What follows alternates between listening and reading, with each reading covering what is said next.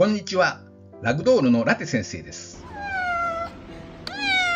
今回は会社員にも身近になった相続税の現状を踏まえ、相続税を避けるための子や孫への賢い生前贈与についてご説明します。生前贈与には非課税枠がありますから、これをうまく活用することが重要です。まずはじめに身近になった相続税の現状をご説明します。会社員もなるべく多くの財産を子や孫に残したい。それが親の信条ですが、一方で相続税は確実に増税傾向にあります。最近のトピックとしては、基礎控除額の引き下げが2015年にすでに行われ、そして生前贈与の持ち戻し期間の延長が2024年から徐々に始まります。基礎控除額とは分かりやすく言えば相続税の非課税枠です。かつてはこの非課税枠が大きく、父が亡くなり母と子2人が残された場合8000万円でした。しかしこの引き下げが2015年1月に行われ、非課税枠はそれまでの6割の4800万円となってしまいました。相続税は普通の会社員にもより身近なものとなったと言えます。また生前贈与の持ち戻しとは、分かりやすく言えば亡くなる直前の贈与を相続財産に足すことです。これも今までは死亡前3年以内だったものが2024年から徐々に延長され、最終的には死亡前7年以内となっていきます。こうした現状を踏まえて、これからご説明する賢い生前贈与の内容はご覧の通り6項目です。なお、贈与財産は会社員に身近な現預金などの金融資産に限定してご説明をします。賢い生前贈与の第一歩は贈与契約書の作成です。親からの贈与は民法上、親や祖父母と子や孫との合意がなければ成立しません。契約書を残すとむしろやぶへびではないかと思うかもしれませんが、その逆で、贈与が有効に成立している証拠を紙で残しておくことは後で非常に役に立ちます。そしてお金の流れも銀行振込などで証拠を残しておきましょう。なお、子や孫が未成年者の場合、親権者も署名捺印する必要があります。この場合、ご存知の方も多いと思いますが、子や孫には年間110万円までは贈与税がかかりません。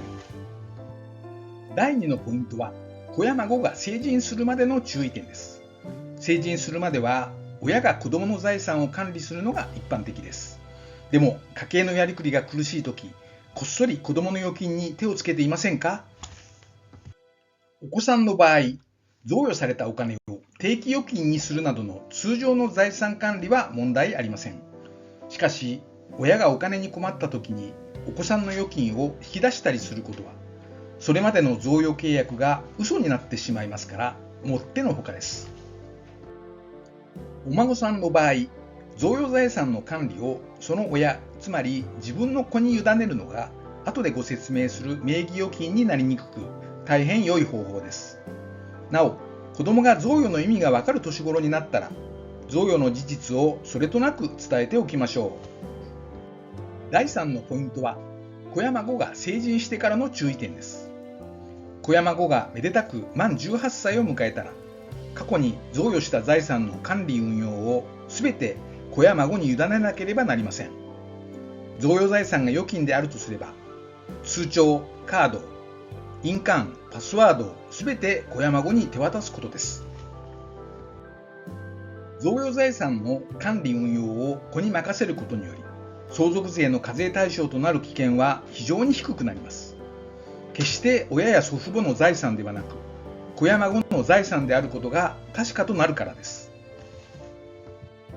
まだ未熟者だから親の手元で管理したいという向きもあるかもしれません。少し厳しい言い方になりますが、今回の生前贈与による節税の大前提は、子供をきちんとお金の管理ができる大人に育てることです。第4のポイントは、親からの経済的支援の非課税です。これはそもそも贈与税が非課税なので、実は税法上は生前贈与に当たりません。よって生前贈与に特有の贈与契約書や財産管理も必要ありません。このことを祖父から孫へ、学資金の支援をする場合を例にとって説明します。この時、祖父から孫の教育費や生活費などを必要な都度支援してもらった場合には、贈与税は非課税となります。ただし、費用が必要な機会にその都度贈与してもらうことを怠ると、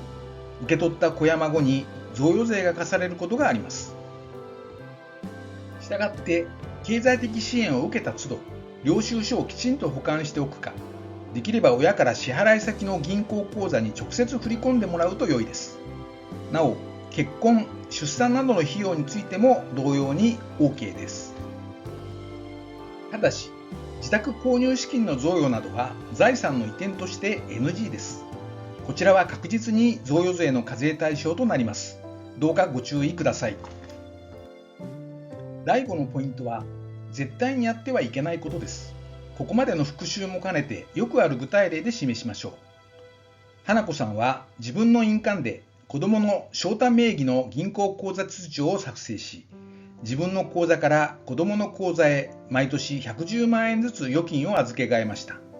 そして子供の預金通帳カードは自分の貸金庫にしまい続けたまま亡くなりました。この時花子さんは贈与契約書の作成、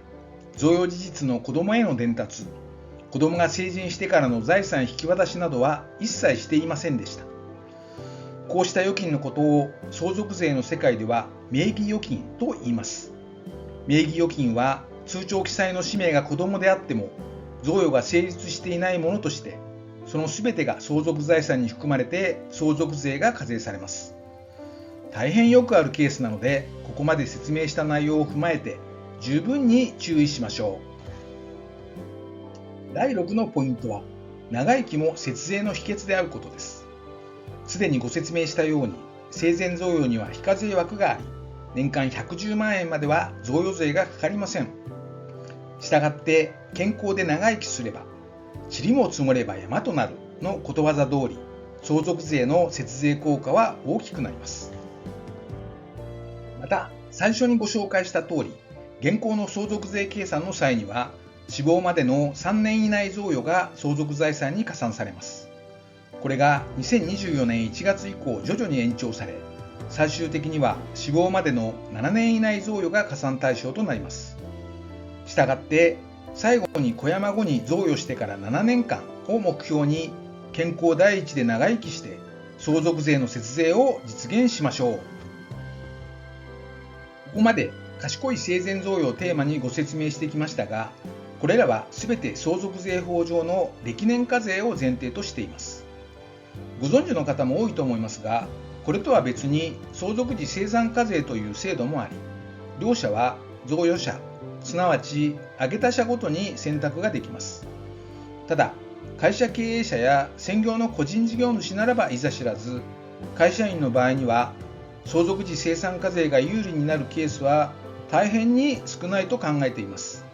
その理由は以下の2つです。1つ目は、贈与時の税率がゼロまたは定率ですが、最終的に贈与時の時価で相続財産に加算されるので、本当の節税効果が怪しいことです。2つ目は、一旦相続時精算課税を適用してしまうと、その贈与者、例えばお父さんとの間では、歴年課税、すなわち110万円までの非課税枠は二度と使えないことです。なお、それでも相続時精算課税を使ってみたい方は、必ず税理士に事前相談されることをお勧めします。税務署に相談しても良いことはありません。税務署としては、相続時精算課税を使ってもらえると、きちんと贈与記録が残るので、相続税申告漏れが防止できて大歓迎だからです。ここまでラグドールのラテ先生がお送りしました。最後までご視聴いただき、どうもありがとうございました。次回もお楽しみに。よろしければぜひ高評価、チャンネル登録をお願いいたします。